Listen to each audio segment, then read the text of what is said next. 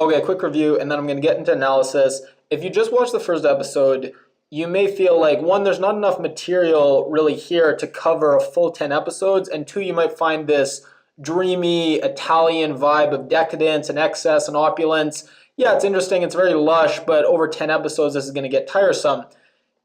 That's the first episode is not going to give you any idea of the true scope and scale of what they're going to cover, and also just the diversity of how many different settings and vibes and tones that we're really going to see. And while the season's called The Assassination of Gianni Versace, that's really just a hook to get people in the door. What the season really should be called is The Killing Spree of Andrew Cunanan. And while the first couple episodes are a lot about Versace and fashion, we move away from that as the season progresses, especially episode 3 and 4, to really get into the backstory of some of Cunanan's other victims and also his own psychology, which is really interesting. And let's get into Cunanan's psychology, because I think it's by far the most interesting aspect of the show. Now we see a couple things. One, the pathological lying. Now this goes beyond him just not having moral qualms about lying when it suits his purposes. That's relatively normal. This goes way beyond that, where it's a compulsion, almost an addiction, where he loves getting these little bursts of attention and approval that he gets when he tells people exactly what they want to hear. So he can't stop himself, and he lies even when it really doesn't serve his purposes, and it can even be counterproductive. And the show really gives a great portrayal of narcissistic violence. Now there's two types that it shows here. One is this idea of narcissistic suicide. It's a term, you can look it up. It's this idea that, for instance, a lot of school shooters, for them being perceived as a loser and being unpopular and not being cool, for them, since their whole self-worth and their whole identity is based on these misguided notions of success and popularity, for them being perceived as a loser is so painful to them, they would almost rather go out in this notorious blaze of glory. They would rather be infamous and hated than be a loser. And at one point, Cunanan says, "I'm the person least likely to be forgotten." And it's just ironic because by him having no real personality of his own, by constantly lying, it ensures that he's never really going to leave a mark on this world. If you're constantly lying and you have no essence, you have no core, you can't really leave a mark on the world except through these shocking acts of violence. And you see that's what he realizes he has to resort to.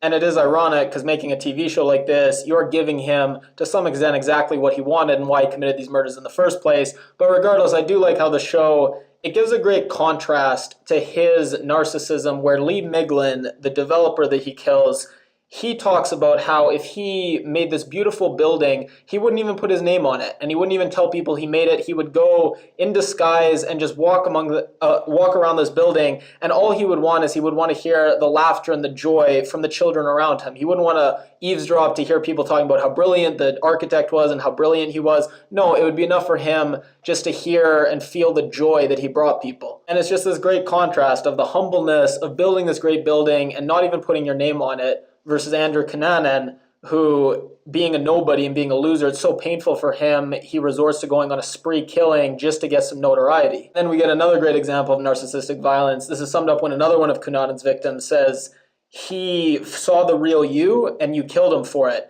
Now this is very typical of the narcissistic abuse cycles, where a narcissist will lie, they'll lure someone in with this flashy exterior, and then eventually when their victim starts to see the real them and starts to see that the true reality isn't quite what the narcissist portrayed, immediately the narcissist then has to discard that victim, go and find someone else who doesn't know the truth. Now, it doesn't always lead to such extreme violence as we see in this case, but it's a pretty common pattern. Now, is he a psychopath or is he a narcissist? Certain things the show does, it shows him practicing emotions in the mirror. It shows him trying to mimic a grief response when he sees the news about Versace's death. He sees a woman put a hand over her mouth and he mimics it. That's very typical of psychopaths. He also seems incredibly calm after he commits his first murder, shockingly calm and composed. Again, more indicative of a psychopath than a narcissist.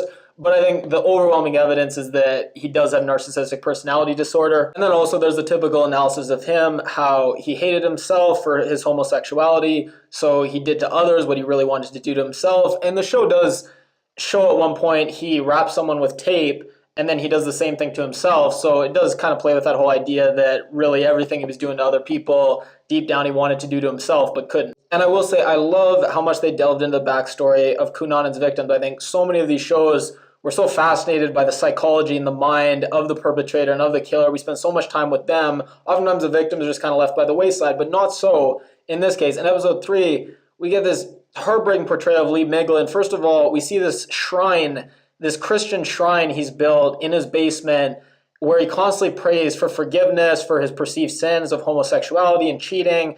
And it's just heartbreaking. And then we switch to his wife, Judith Light, giving a great performance, conveying this kind of sad delusion about her husband and what he was really like.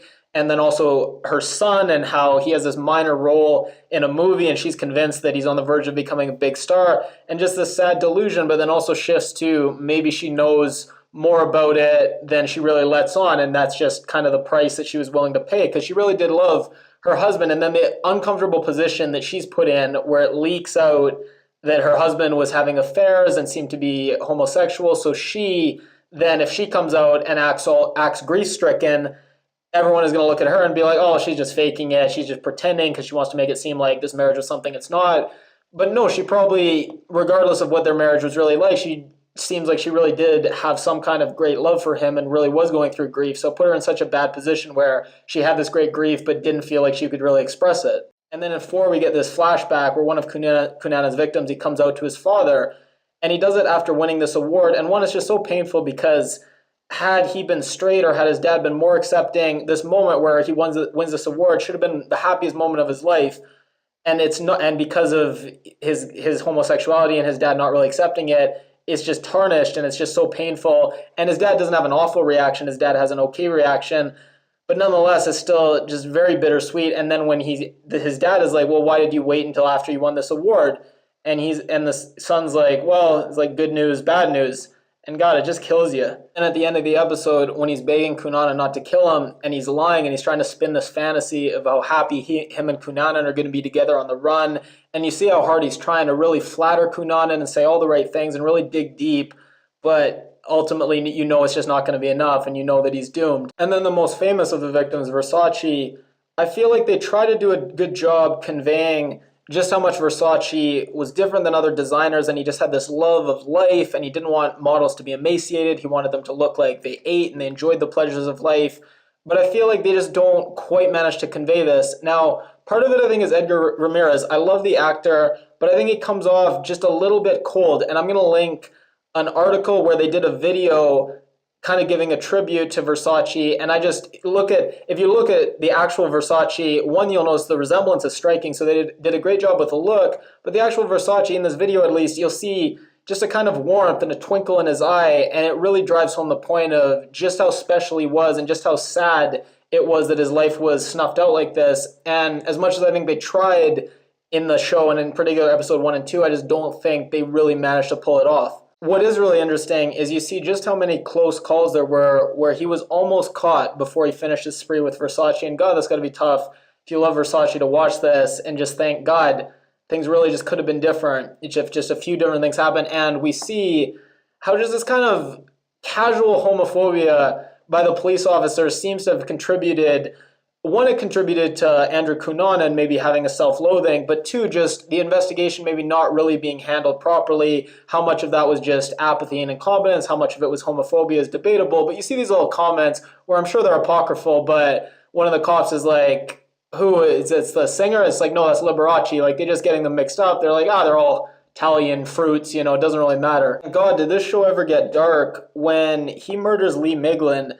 And not only is he killing him, but he's whispering in his ear about how he's going to destroy his legacy as well. It's just gut-wrenching. And then he kills him with the concrete. And this guy who spent his life building things for people, he gets killed with the own concrete he built things with. It's tough. And I just want to say Max Greenfield, he plays Ronnie in the second episode. He gives a great, very underrated performance. And it's a shame because you can't even tell that it's him. He's done such a good job changing his look. And I think it's always sad. I think sometimes actors who give these great performances, but no one really knows who they are, they don't get as much recognition, as much praise because people don't even know who they are. They don't make the connection. So I did want to just make special mention of him. He was fantastic.